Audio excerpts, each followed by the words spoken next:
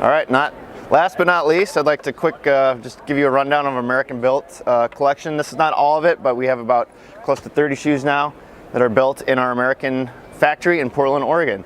And so what's pretty cool about that is the way we actually construct our footwear in the Portland, Oregon factory is all direct attached, meaning there's no glues or adhesive used when creating these shoes. It's all one solid piece of footwear using heat and pressure. So that adds a lot of durability. You can't have D-lams. Very good durable story there. And then also it's a full PU midsole in all of our American Built product, meaning it's not going to compress as fast. So in a work environment, having durability and long-lasting footwear is very important. And of course, creating jobs and getting footwear back in America is important to us. So continue doing that.